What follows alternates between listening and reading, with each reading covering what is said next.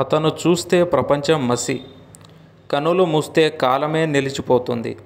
అతని నుదుటి మీద అగ్నిజ్వాల, అతని మెడలో గరళపు మంటలు. అతనే శివం. అతను శాంతంగా ఉంటే భోళాశంకరుడు, కోపంగా ఉంటే భైరవుడు. శివుడు ఎప్పుడూ శ్మశానంలోనే ఉంటాడు, ఎందుకంటే ఆరంభం అంతంలో ముగుస్తుంది కాబట్టి.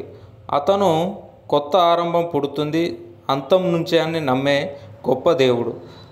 అదొక్కటే కాదు, కొత్త సృష్టికి కూడా శివుడే మూలం.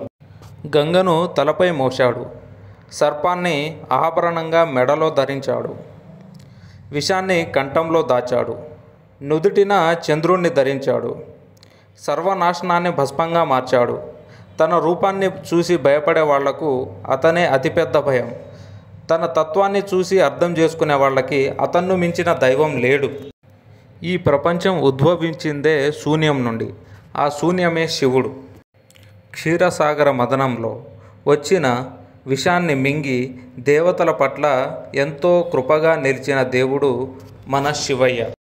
అందరూ దేవుళ్ళు మనం బతుకున్నంత వరకే మన బాగోగులు చూసుకునే దేవుళ్ళే ఉన్నారు.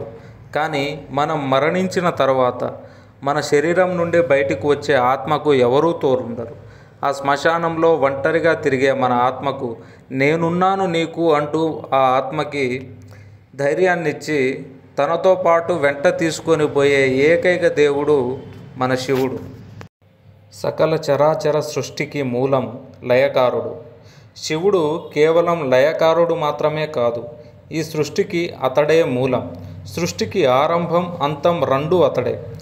బ్రహ్మ విష్ణు మహేశ్వరులలో అతడు మహేశ్వరుడు, అనగా మహాదేవుడు. నేనే గొప్పవాడిని, నేనే అందగాణ్ణి అని విర్రవిగే మన్మధుడి అహంకారాన్ని మూడో కంటితో భస్మం చేసినవాడు. అహంకారాన్ని కోరికలను జయించి జ్ఞానాన్ని ప్రసాదించే జ్ఞాననేత్రం శివుడి మూడో కన్ను. శివుడిని భోళాశంకరుడు అని అంటారు. ఎందుకు అంటే తన భక్తులు ఎవరైనా కోరికలు కోరితే కాదు అనకుండా అందరికీ వరాలు ఇస్తూ ఉంటాడు. భోళాశంకరుడు అంటే అమాయకుడు, సరళమైన వాడు అని అర్థం. సో అలాంటి వాళ్ళకి అందరికీ వరాలు ఇస్తూ భోళాశంకరుడుగా మారారు. ఇలానే రావణుడు, బ్రహ్మాసురుడు వంటి భయంకర రాక్షసులు కూడా శివుణ్ణి ఆరాధించి అపారమైన వరాలు పొందారు. అందరినీ నమ్మి భోళాశంకరుడిగా మారిన శివుడు. శివుడు సృష్టికి ఆత్మ అయితే శక్తి దానికి శరీరం వంటిది. శివశక్తి ఏకమై ఈ విశ్వాన్ని నడిపిస్తాయి. శివశక్తి స్వరూపుడైన శివుడి శక్తి అనంతమైనది. సాధారణంగా అతని రూపం 3 కన్నులతో ఉంటుంది. అతను గంగాధరుడు, నీలకంఠుడు,